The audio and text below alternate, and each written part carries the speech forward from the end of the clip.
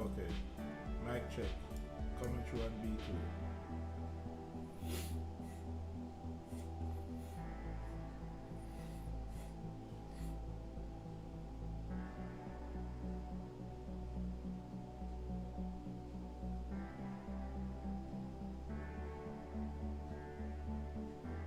Mic check, mic check. Coming through on B2.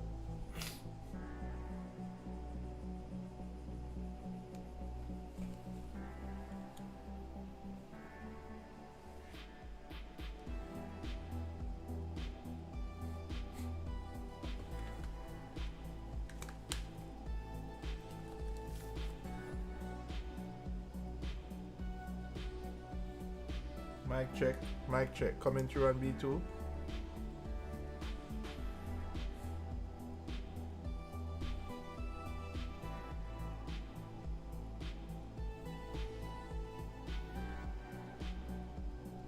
This is so low.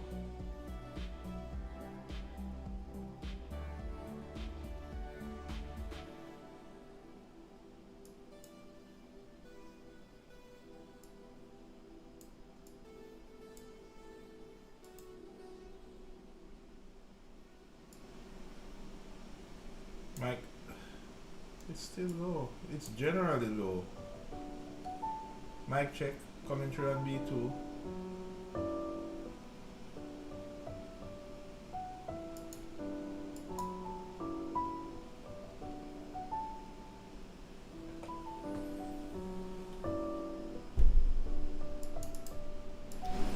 Mic check. Coming through on B2.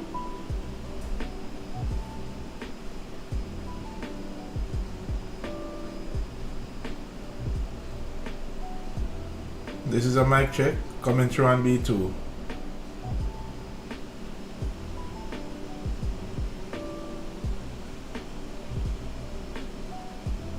Coming through. Mic check. Coming through on B2. This is what it sounds like.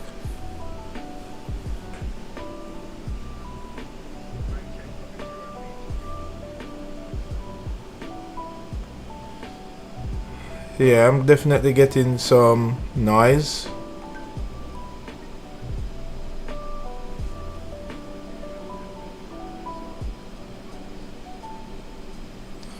Let's try and run the mic directly into OBS.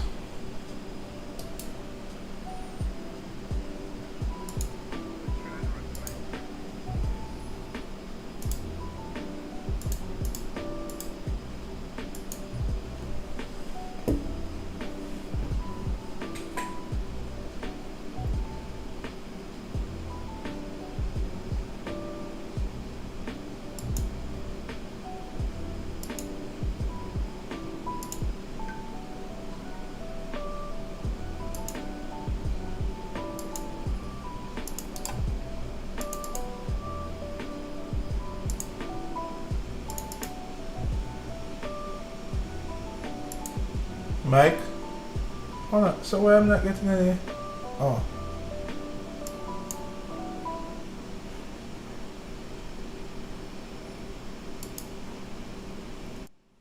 Okay. So this is running the mic directly outside of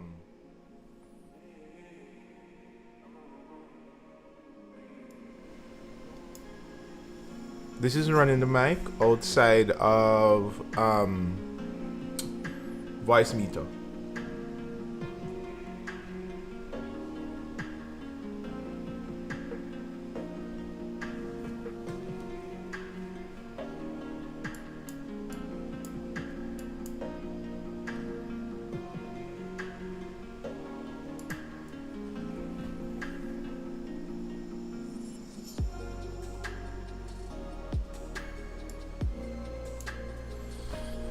Yeah, it definitely helps running the mic outside of Voicemeeter.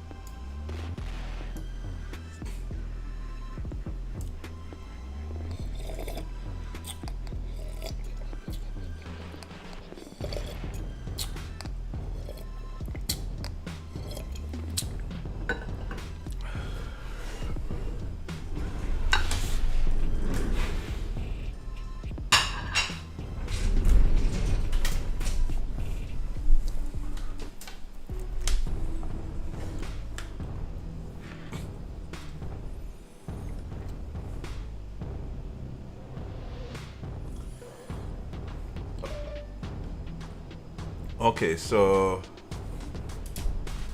I have tested most of these things. It's a pity Zoom doesn't allow me to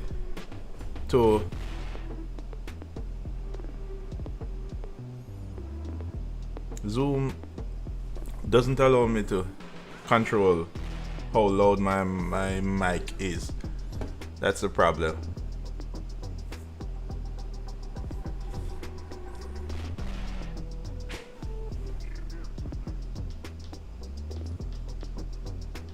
Mic check. Alright.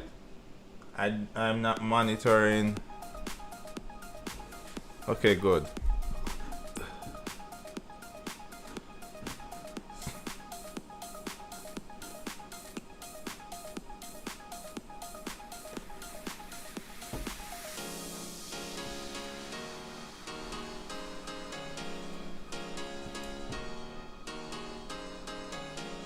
Okay. So we're tested here with everything.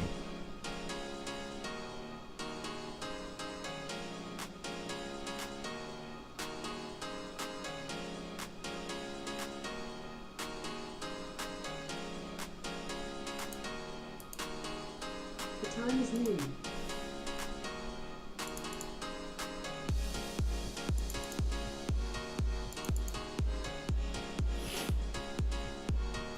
What's the topic?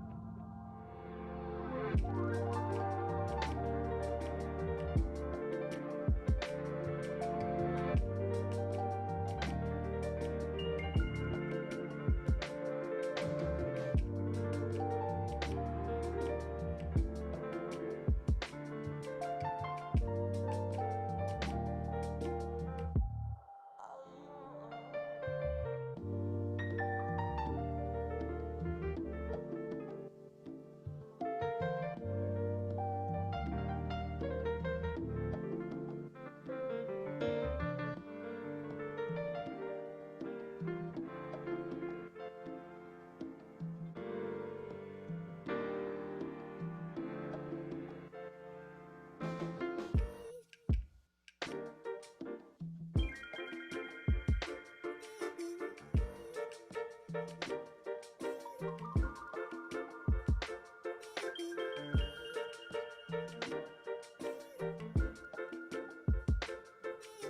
a look on that slide presentation. Okay, let's try to get the maximum size for this. Everybody can see the presentation, all right? Yes. All right, cool. All right, so we're going to talk about some more terms. Some more terms in this whole thing of digital design. So some of you had learned about we had discussed DPI, image size, bit depth, and all of that stuff already. But there is one other piece of that pie that we're going to talk about, which is color depth. All right.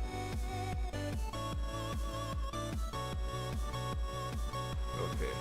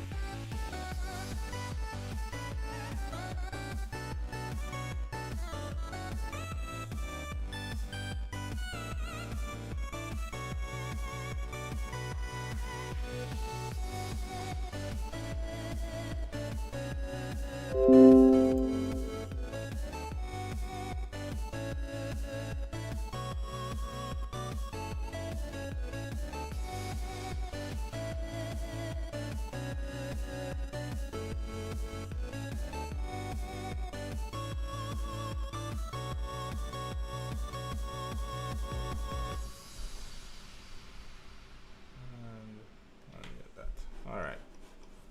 Yeah. All right. We're good to go. Okay. So, we're talking about bit depth now. Just to make sure that we remember, right?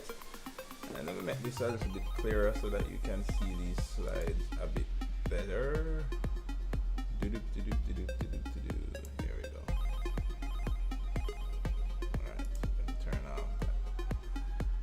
Alright, so in talking about bit depth, just a refresher, we have, do we remember what is a bitmap image? Anybody? Anybody? Say again?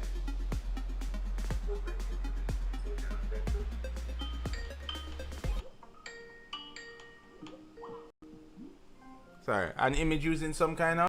Now connected to Monster Asus.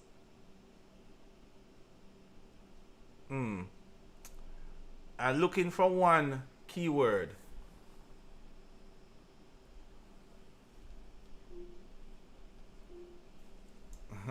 Hold on 1 second. I don't think I hear any other speaker. I think I might have muted something. The Skype call came in and kick off my speaker.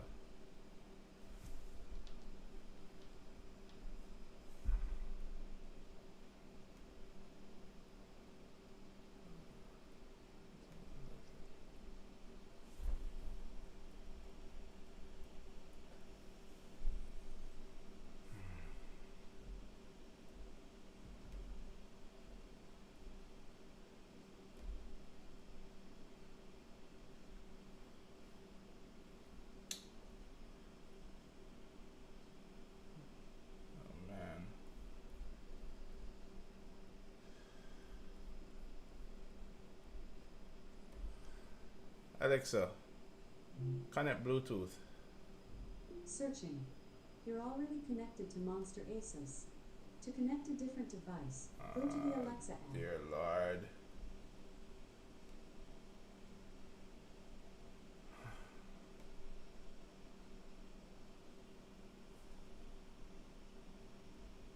This thing just come in and just totally kick out my speakers.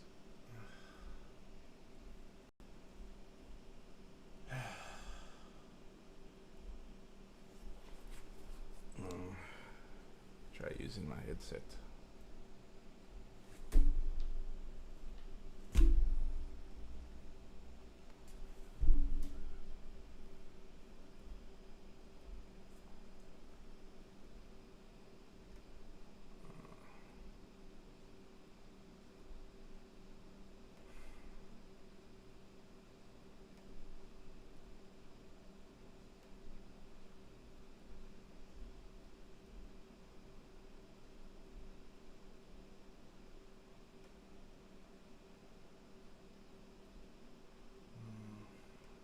Let me just restart this thing, see if it will come back.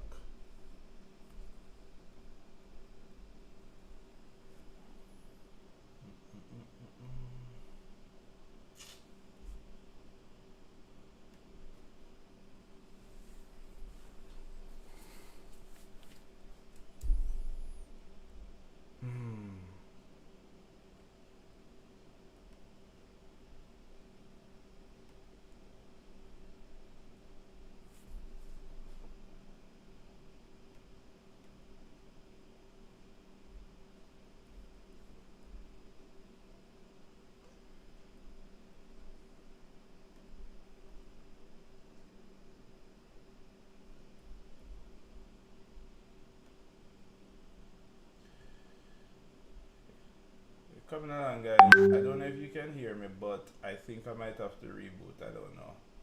A call just came in and then my speakers just totally went out.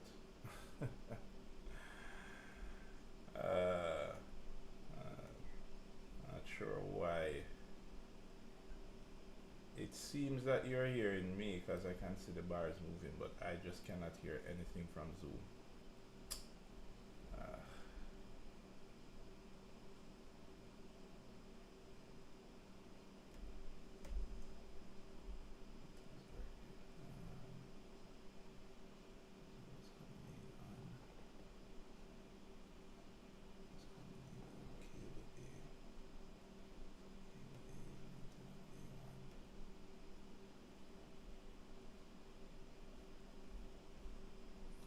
All right.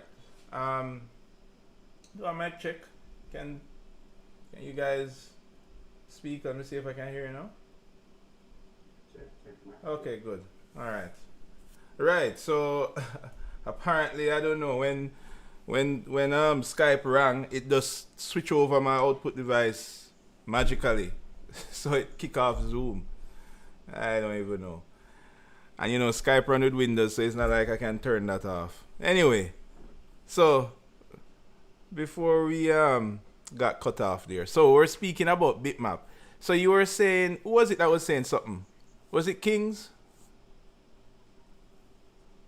Yes, sir. Yeah, I was saying, what do you think a bitmap image is?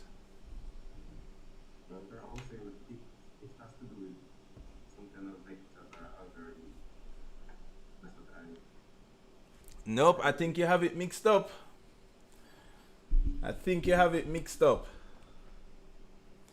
That is a vector. So remember, we spoke about vector images versus raster images. But if I don't know if you guys put it together yet, but raster has to do with what? Starts with a P. What? What's that? Pixels, right? Exacto mundo. So pixels, raster, and bitmap, they really are saying the same thing.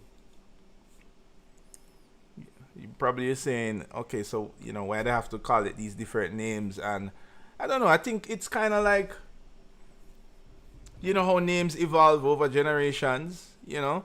So when computers just came in, you know, the name was bitmap, But then I don't know when it became raster images, or maybe it was originally raster, but they're all the same: raster, bitmap,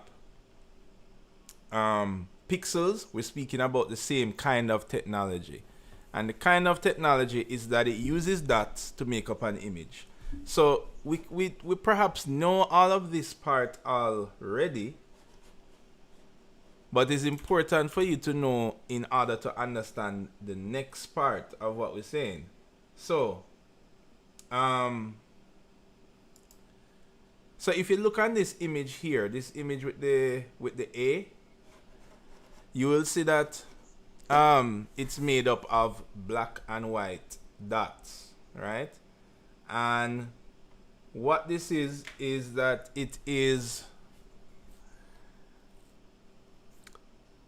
the image can either be a black dot or a white dot.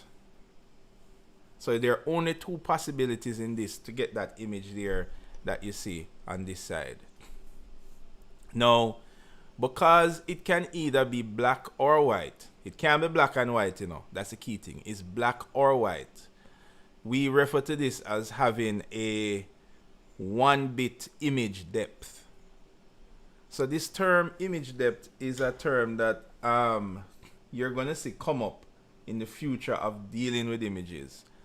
And I don't know if you've ever noticed, but any program that you've ever used on the computer, whether it's Word or PowerPoint, let me see if I can open just a brand new PowerPoint document here.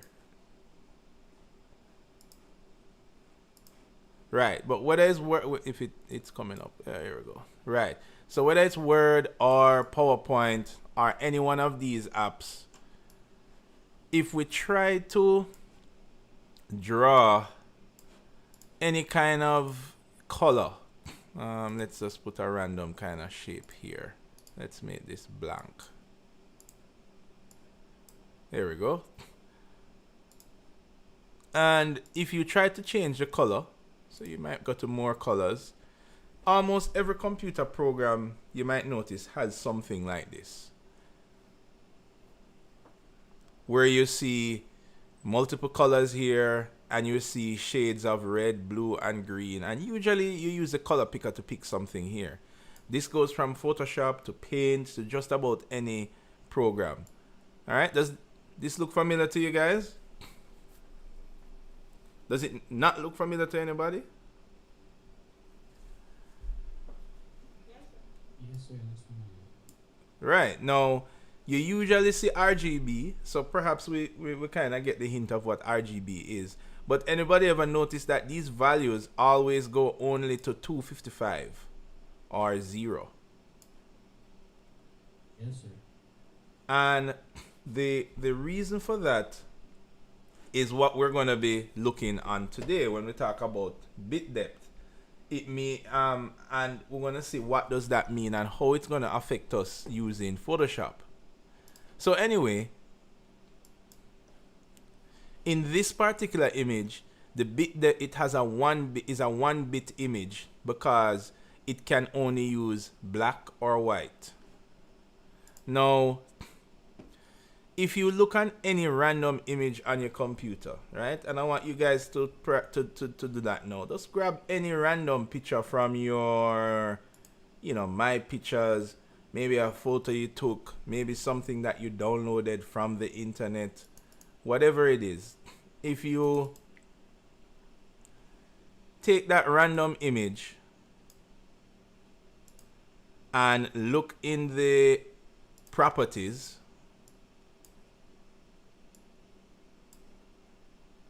I'm finding one here. No, I don't think you can look in the properties of the of the image viewer. You gotta right click the file, and go to properties here. Here I am. So this is one that I'm doing now, and you might notice where it says bit depth is 24.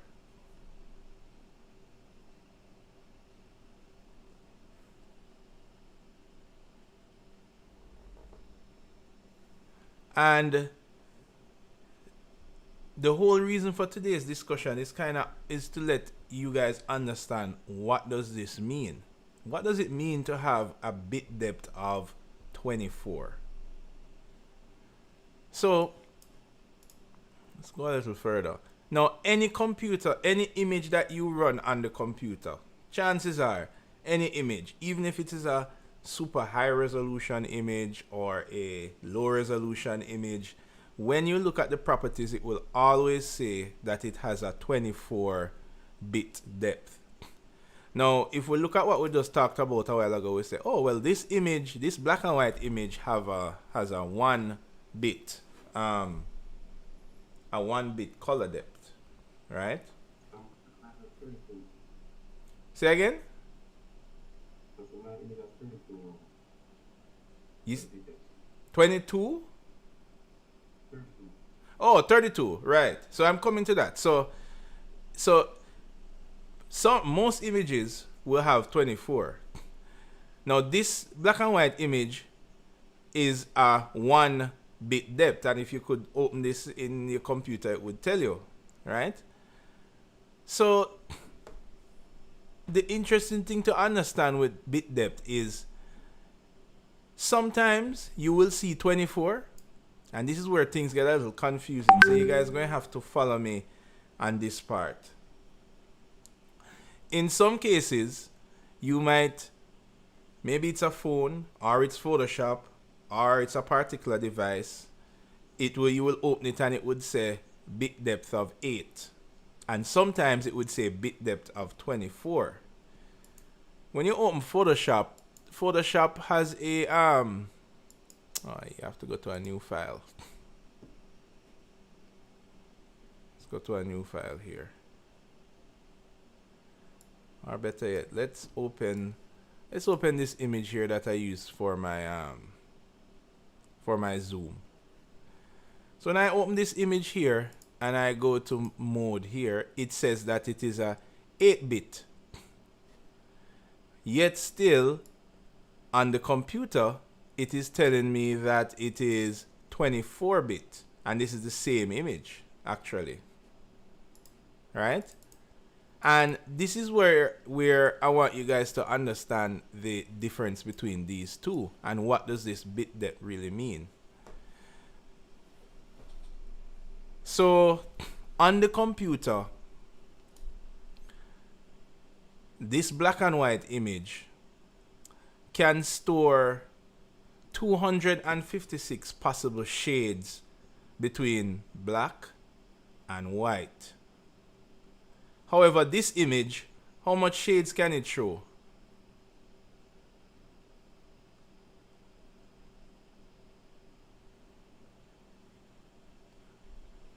How much possible shades can this show? Can this image show on screen? This A. Exactly. It can either be, well, 2, it can either be black or white, right? So every single square in this image here can either be a black square or a white square.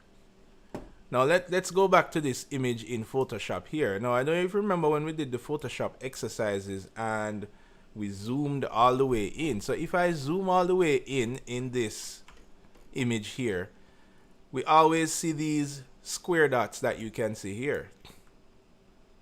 Now the idea is, Today, there are 4 events remaining. There is one event. Alexa, stop. Sorry, disrupting my class. Right, so if we look at this image, can everybody see that single pixel? Now that single pixel can be any one of 256 shades. This single pixel here. And so can that one, and so can that one, and the list goes on and on. So if we look back at our presentation here, let's clear that. This black and white image can only show black or white pixels, but it can be any amount of pixels between 0, between black and white. Now, because it has 256 possible shades, it's called an 8-bit image, because 256 is 2 to the 8. So it's a little bit of math. So it's called an 8-bit image. Now, I don't know if you ever noticed, but there is pretty much no computer that can give you more than 200 and, well, let me not say no computer, but it is unlikely that you will find any computer program that when you bring up any kind of color picker, like what we were doing here in Photoshop, in PowerPoint, when we went to pick a color, all computer programs are going to tell you that, hey, you can only choose between 0 and 256. And this is why this is 2 to the 8, because it has 256 possible shades. Now, if we look on this chart here, you can see, okay, so this is a 1-bit image because the pixels can either be black or white. But what kind of when you guys see this image on the left, these images on the left, what kind of device comes to mind that would produce images like this, especially this top one here?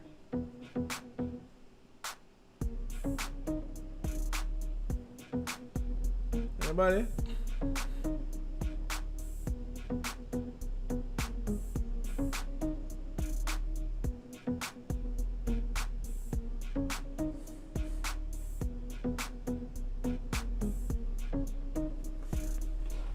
Nope. Or it's because we're living in this virtual world that none of us hasn't do any kind of any kind of scanning since lately, or photocopying.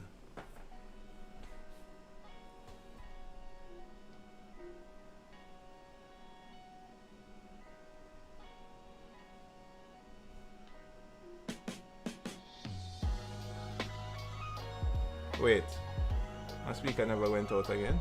I hope not. Oh, it might seem so like some person's talking. Maybe this Bluetooth thing not working out at all. I need to do some traditional plug-in speakers.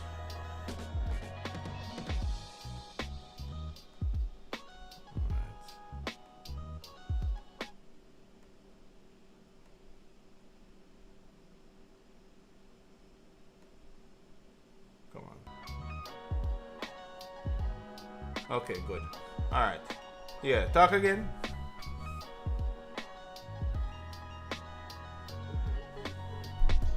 Right, a scanner or a photocopier. Right? So, when you go to purchase a photocopier, it will actually tell you what bit depth it can produce. And it's perhaps going to tell you something maybe lower than 8. I mean, granted, now times are a bit modern, so you might have some photocopiers that can go to 8-bit. But basically, you know now when it says a 8-bit image, it means that look on this gradient that's here with this color, with this shade, with the shades of gray. Because it can display 256 shades, you know, the image will appear more smooth because your eye cannot discern the difference between shade 200 and shade 201. But if you look at this 2-bit image here, your eyes can see clearly the difference between each shade. So the more shades you pack into an image, the more bit depth you pack into an image, is the smoother the color will appear. Now this has nothing to do with resolution. Resolution is a total different thing, but we speak about resolution already, so we're not going to touch that. Right now we just want to kind of understand that any image pretty much on our computer has this capability. Now, if you look on this slide here now, you will see that on the computer, well, we all know what are primary colors. We've gone back to primary school now, or prep school. What anybody? What are primary colors? Tara, what are primary colors? Let me get somebody else.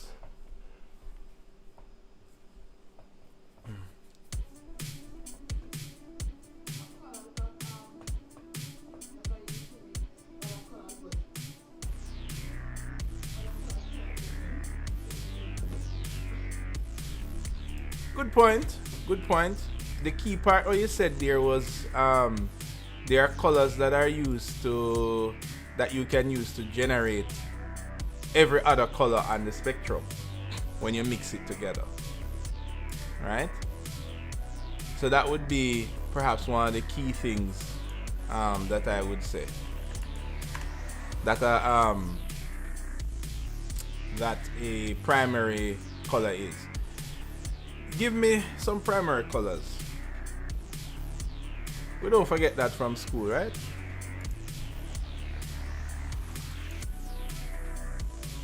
Come on, primary colors.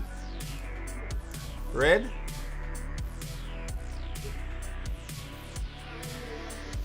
All right, that's the one that we learn about first. Did you guys know that there are more primary colors out there? Meaning colors that you can mix together to get any possible color. Give me another one.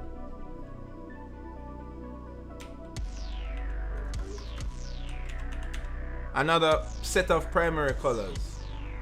Meaning colors, as Tara said, colors that you can use to get any other color on the spectrum.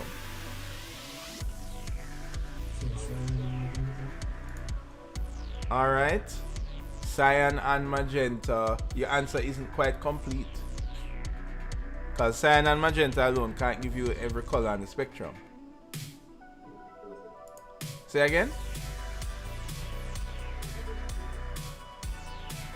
Cyan, magenta, yellow. Yeah, Kings, you thing they're chipping in and out. That's why sometimes I can't hear you. So right. That is exactly so. Cyan, magenta, yellow. And well, we'll get to the K just soon. We'll get to the K in just a bit. Now there is one that you guys are like totally missing out on. Give me another set of primary colors.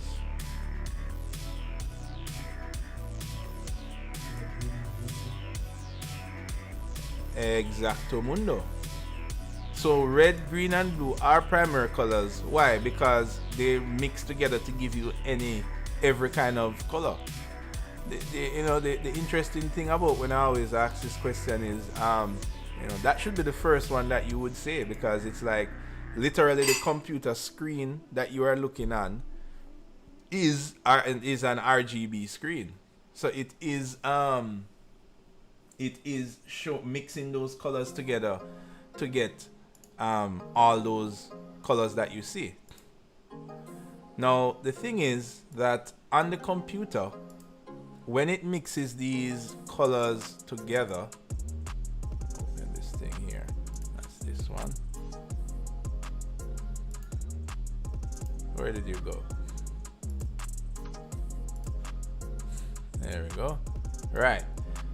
Now on the computer, when it mixes these colors together, what it is really doing is taking a pixel that has a color between for red, between completely black, completely red.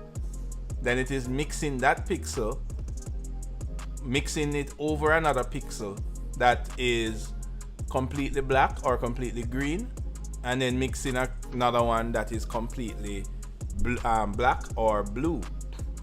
So for example, when we look back on this image here, remember this is that image that I used here for my Zoom profile pic, and when I zoom in, when I use my color picker, here to pick a color, and I'm gonna bring this up here, and let's look at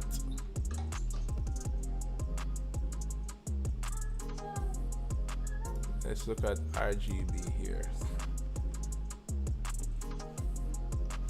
right? And channel is singing in the mic. Sorry. All right, so if I pick one of these colors here, right, look at these sliders here, guys. So this is telling me that this single pixel that I have highlighted here, right here, that's that pixel there, has a red value, has a red value of 182. It has a green value of 168, and it has a blue value of 159. So this square that is here on the computer is mixing different values from each of these pixels together to bring you this color. And it only has 256 slots in which to do that. Now, when you mix all of these things together, and of course, when you have lots of these pixels packed closely together, that is related to resolution, then it comes together to give you an image. And that is how both of those items work together. So you could have a high resolution image, but if the bit depth was lower than 8, which means, for example, a bit depth of 4, which can only give you what, about 8 different colors, it's gonna look like a photocopied image, because each of those pixels is not capable of giving you multiple shades. Now, because you have 3 colors here, a computer will refer to these 3 terms as channels. And you might see the word channels in many ways. Perhaps one of the most popular ways you'll see it is in Photoshop. In Photoshop, you might notice, for example, when you go to your layers here, bring this up, you might see something called channels. So for example, this is, let's turn that off. Come on. Right. So for example, that is your blue channel. Now, anybody can tell me why on this blue channel? Okay, let me give you a better example.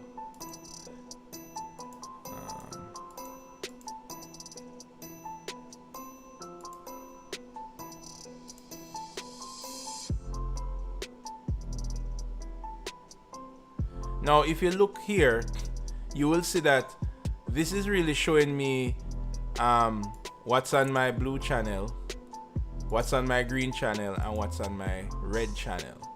So how this works is that it's almost like it's showing me parts of the image that has red in it.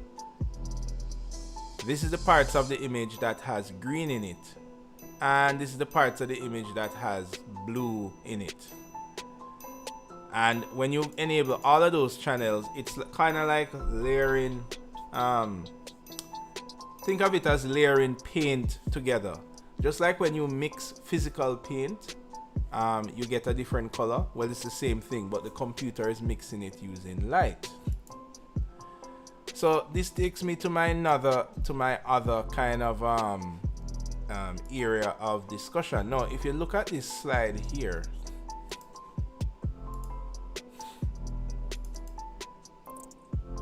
let's bring this up for you here. Let's make it a little bigger.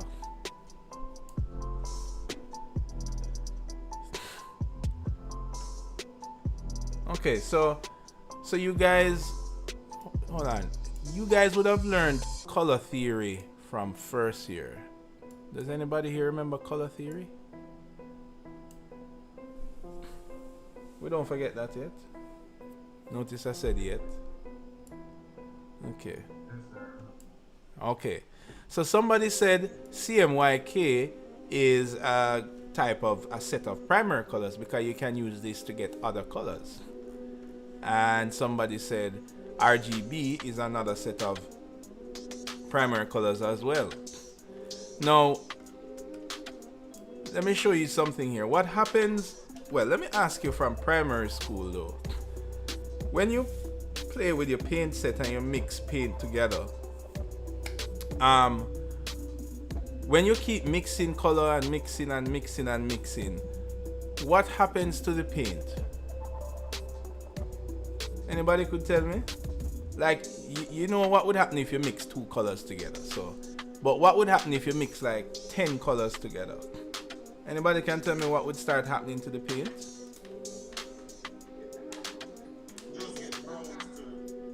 Ah, it gets brown, right? And somebody else said another option. What was it?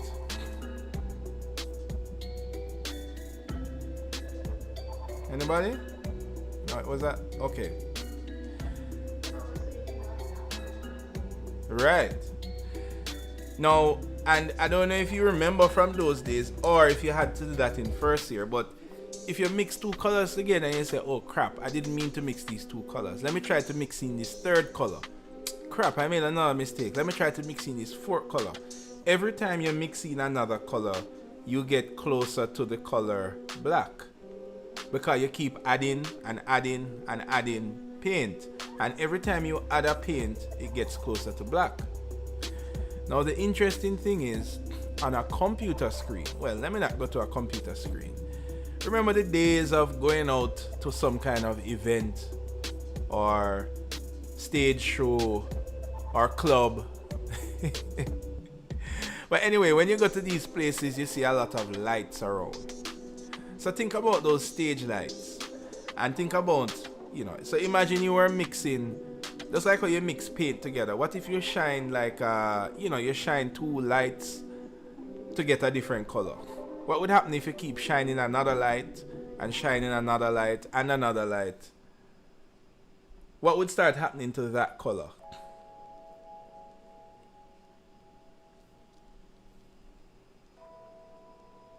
It would start becoming white, sir. Good answer. So then, what do you notice is the difference between these two types of primary colors? You have some where you mix them together. If you continuously mix, you're going to get closer to black. And you have some where if you mix it together, if you continuously mix, you're going to get closer to white. So you really have two types. You have what's called subtractive and additive. Now, I don't know if you may have touched this in color theory, but if you're thinking of it in terms of the computer, a computer screen has additive primary colors. So every time you add another color, the screen itself is just going to get brighter and brighter and brighter and brighter.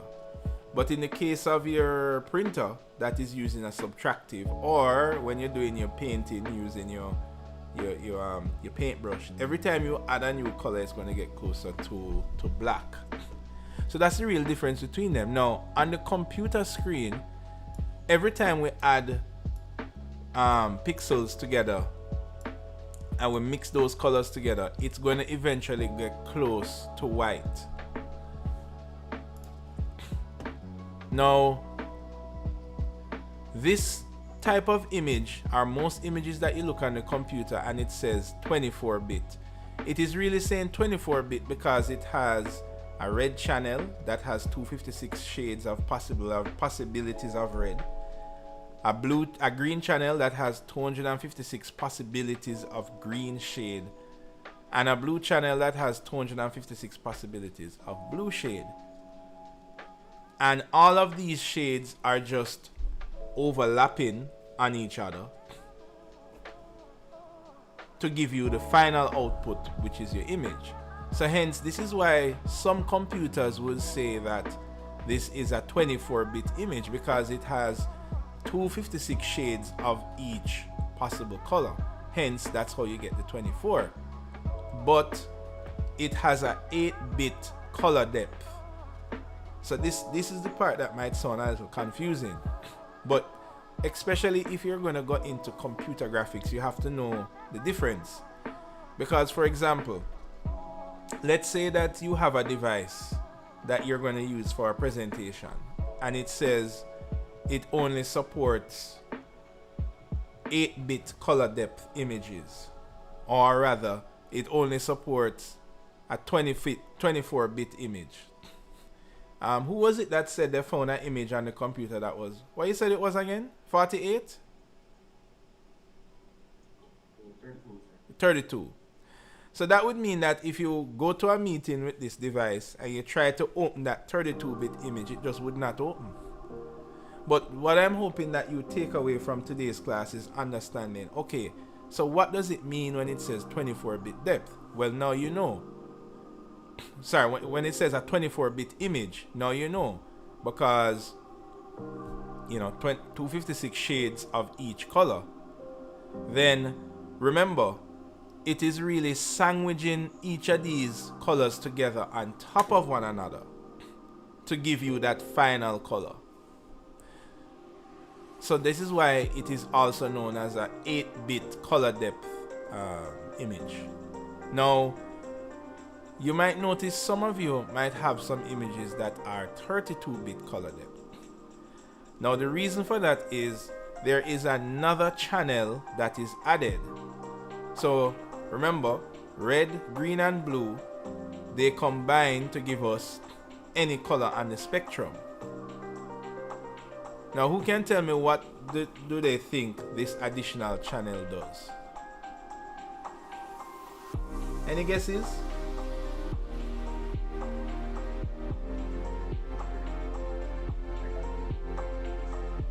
That's a good guess.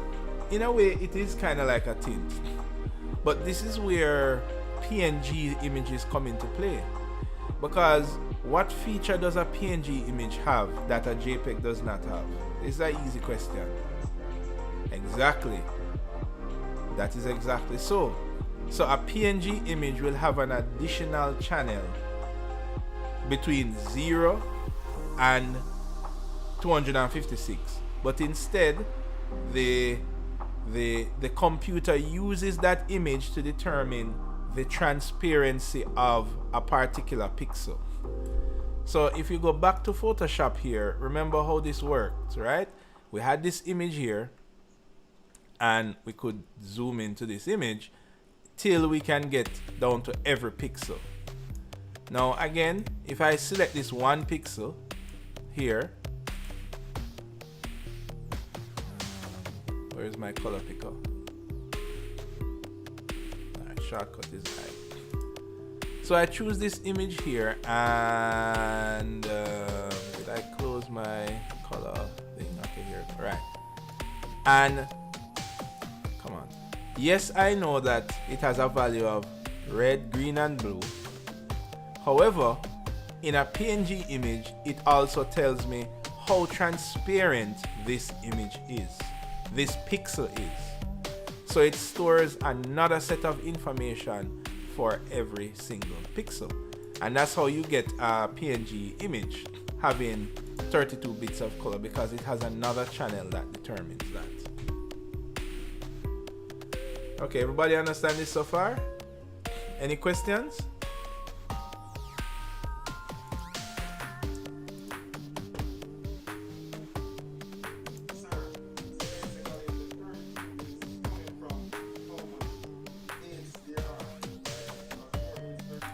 That's right.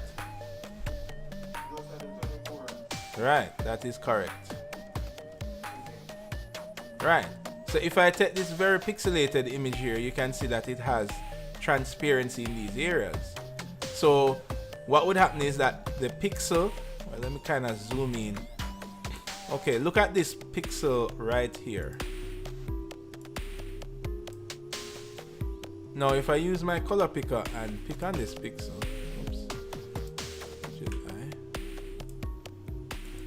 go. color. There we go. Now, in addition to telling me what shade this is, it also stores an alpha channel as well, right? And well, I'm not going to go into it just yet, but in Photoshop, you use this alpha channel to do many things. But the computer will recognize that as a whole nother channel altogether. Now, I'm going to end on an interesting note. Has anybody ever seen an image that is 48-bit? Anybody? Not really, sir, but personally, I don't really took for these things myself. Right, I got you. The computer kind of just does most of these things for us, but guess what? It's important that you guys understand what they mean, especially if you're going to use computer graphics a lot. Now, there are images that would say 48-bit. For example, you might go and buy a really expensive camera, and the camera says, hey, this camera can produce 48-bit images at 16-bit color depth. So I want you guys to answer the question.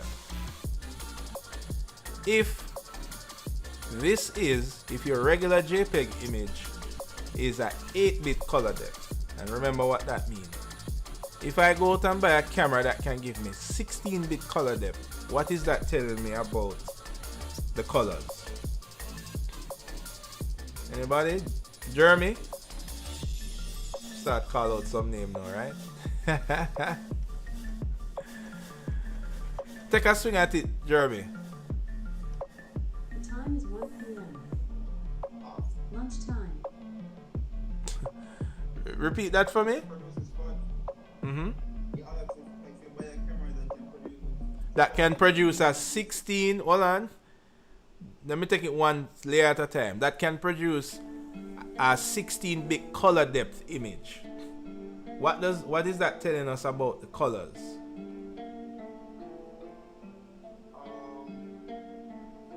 It's saying that it has a wide range of RGB. Okay, a wider range. All right, you're getting warm. All right, I give you most of the marks for that answer. Was looking for it. I'm looking for that explanation to be a bit more clear. Anybody else?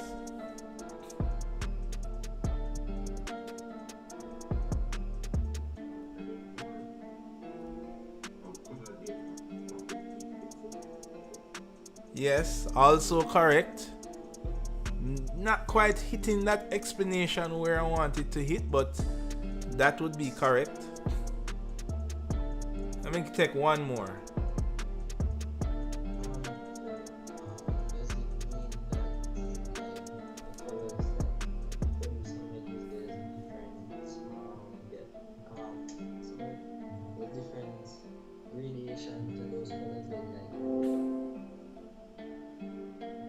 All right. Now, that would be the closest answer that I am actually looking for. So yes, you are correct.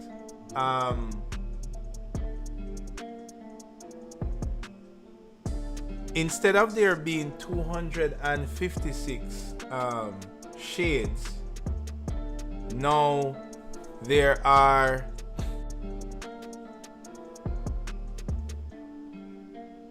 65,000 shades. Pretty cool, right? So you're probably saying, whoa, that's a lot of shades. I mean, imagine, look at how far we're coming from. We're coming from a 1-bit image that has just 2 possible shades.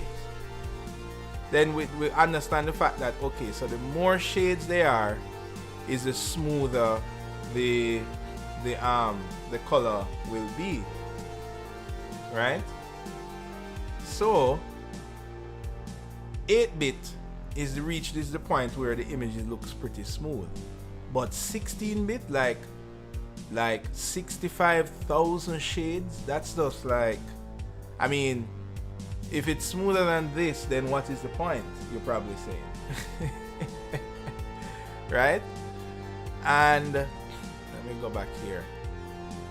I mean, your actual computer device, meaning your monitor, your phone, the individual LED lights in your phone, those two have limits on how many shades of color they can produce, and most of them can produce 8-bit. Now,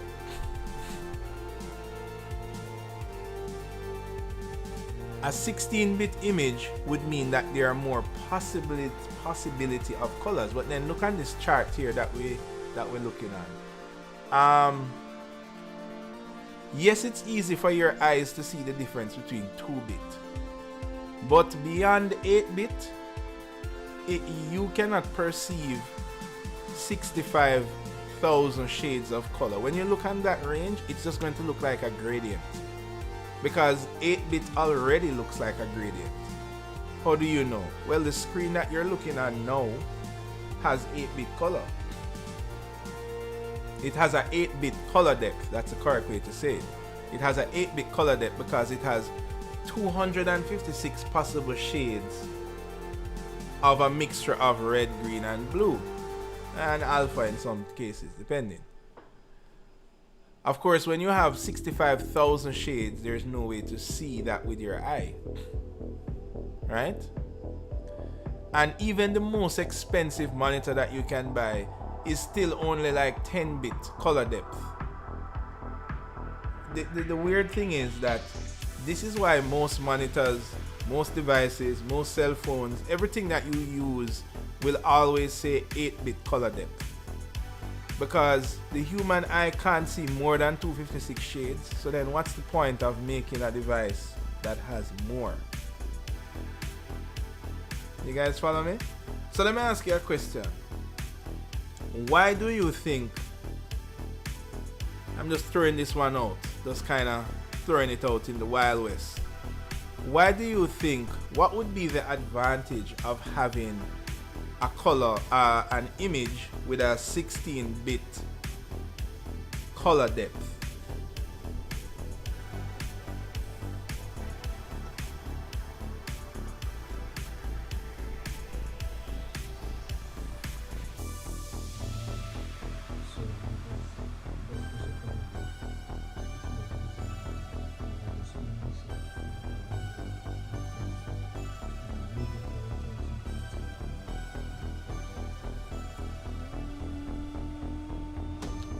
Yes, that's a good theoretical answer. True. But even at that large screen, like, if you've ever had the unfortunate opportunity to be the one sitting in the first row of a movie theater, is that the most comfortable seat? Or is it the most uncomfortable seat?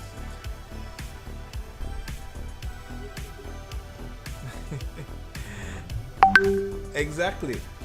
So you come into that weird formula of the closer you are, you can see the pixels. Possibly you can even see the difference in shades of color. But then how are you going to experience the movie if you're like so close that you can see it? You're going to need to be far. But if you're far, you're not going to notice the resolution or even the color depth. So that's why I like your answer, but it's not 100% correct. But it is a smart answer. Anybody else want to take a swing of it? Why do you think, what would be the advantage of having that image?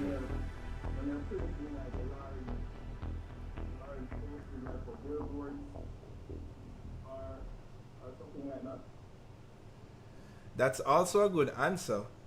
However, when you're printing, you're no longer using the RGB formula. You're now using CMYK, which doesn't operate on a bit scale.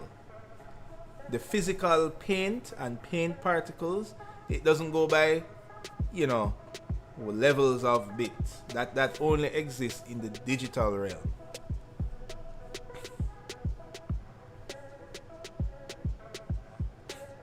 So, well, I realize that we're kind of running short on time. So, what I would say though is that the primary purpose of that, and the answer is not difficult to understand, is because of editing. So, the fact that you cannot see that level of detail in an image doesn't mean that it is not there. You get me? So if I open an image that has a 16-bit color depth, yes, it has a 16-bit color depth, and that information is in the image, but, and I'm going to show you an example here as my final kind of thing. So if you look on this image here, right, you can see that it looks a little weird, right? Kind of zoom in so you can see it a bit clearer.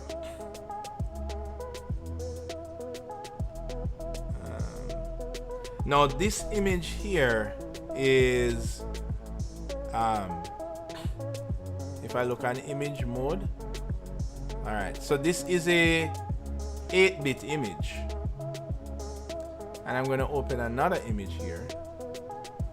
And this image that I'm opening is a 16-bit image.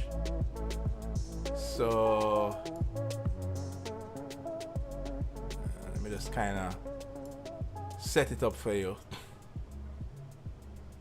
There we go. Let's kind of minimize this so we can get some more space. And here goes the other one here. There we go. Kind of zoom out. And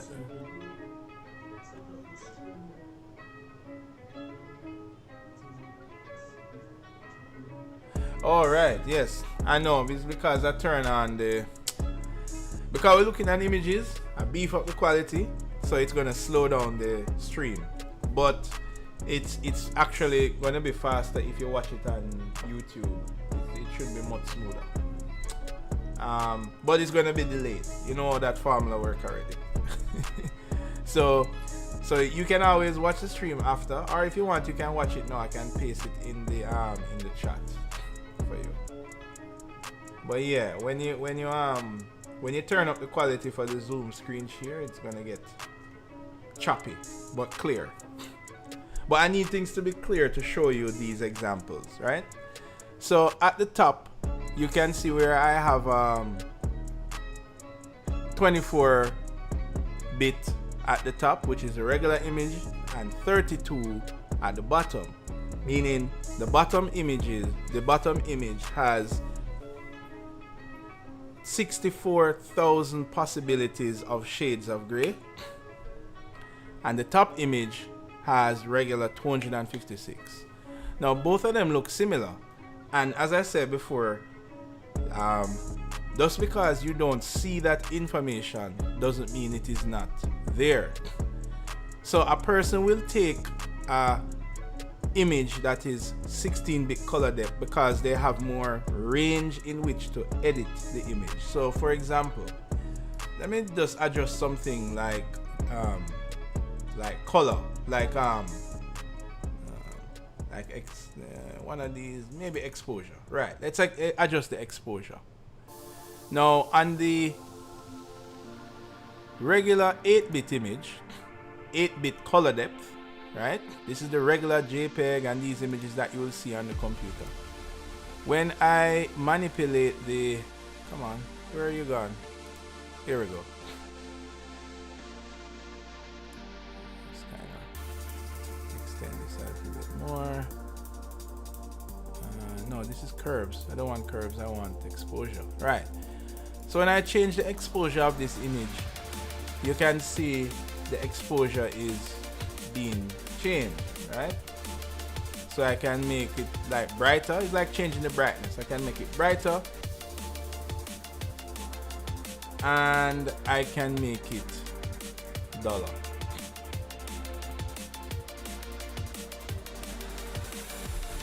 However, look on the 32-bit image below. Now, I'm going to do the same thing. So I can make it duller.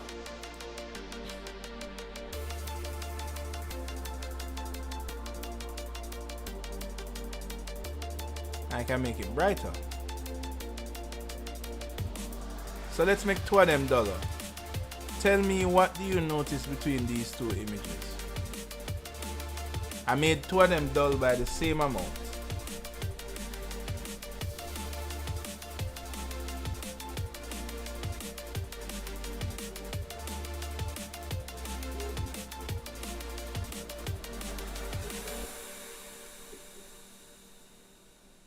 The colors are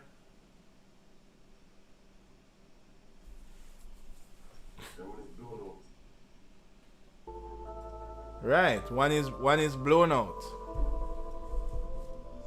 So now let me put back the exposure back at default. So I'm going to put that at 0, and I'm going to put this at 0. Now at 0, both of them look exactly the same. Everybody see that?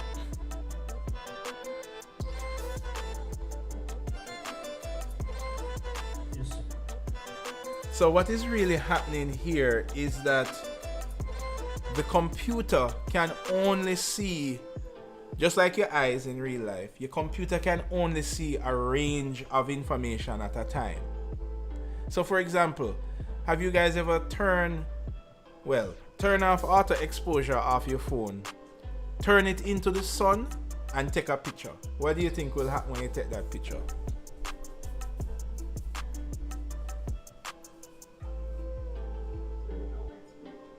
Exactly. Now, if you showed me that picture and say, this is a picture of the sun, I mean, I wouldn't know, because I'm just going to see white. But if you turn your camera to the sun and you take your phone or your camera could take a 16-bit image. When you show me that image, yes, it's going to look blown out like this, but all of that information that you have captured in that image, a program like Photoshop can allow you to access that information. So when I scroll down on the exposure scale, what I'm doing is accessing additional information that is there, but I just can't see it at the get-go. So what I'm trying to say is that when you have an image with a greater bit depth, it has more information, more shades. Even though you can't see it, it's there. And if you put it in a program that allows you to unlock that information, you can use it.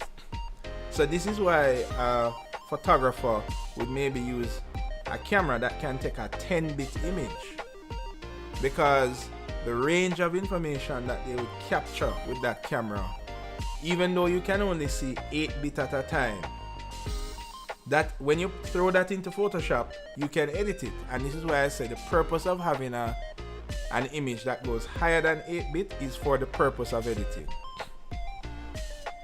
So if you had a really good camera and you wanted to give me to edit some images, I would say give me the 10-bit image or the 16-bit image, because I can have more information that I can access. You know, when you look at the 8-bit image here, I can't see what is in the sky here, but I can see the tree over here. Sorry, just realized that I'm not showing you my mouse. Right, I can see the tree over here, but I can't see what is happening in the sky. But when I adjust the exposure, now I can see what's happening in the sky, but now the tree is very dark. You get what I'm saying? So you can't get best of both worlds. And this is where Well, have anybody heard the latest hype about HDR? Anybody have heard that name being thrown around with TVs and video games and screen? Right.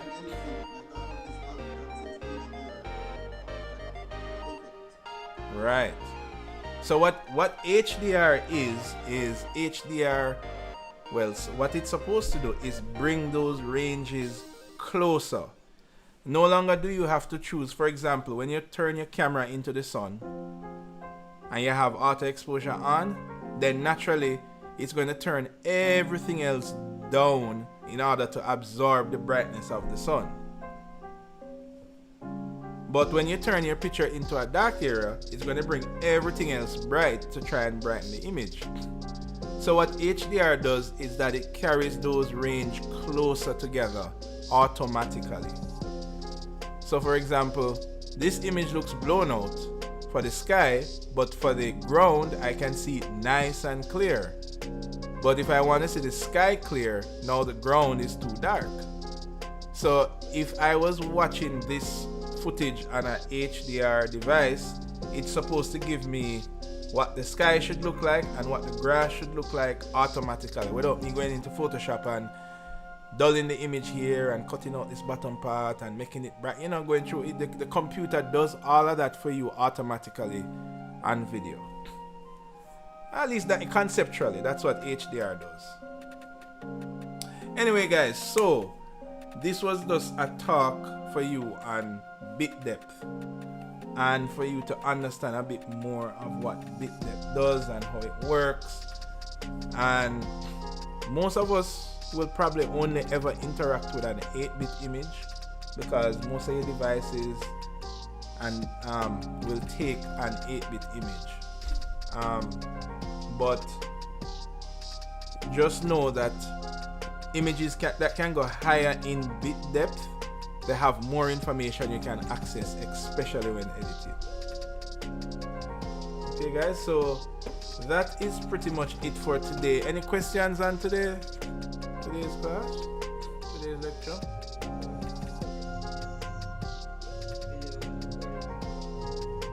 Yeah man, so this video was recorded. Yep, yes it was. And for the most part it was recorded in HD, even though I turned off the HD now. What I realized is that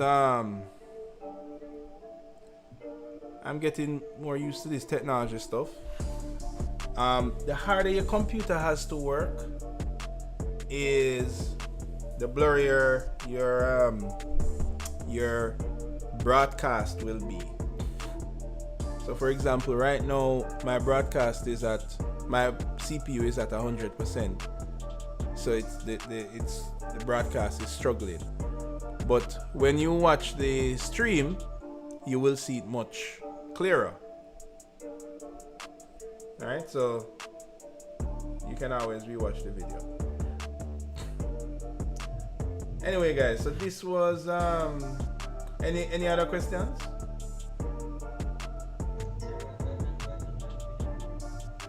Actually the link is the link going to change?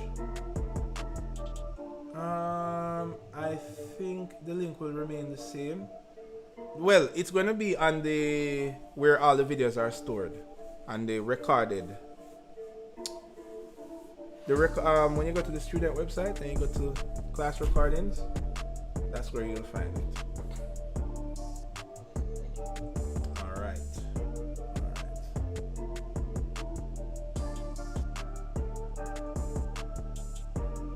Okay.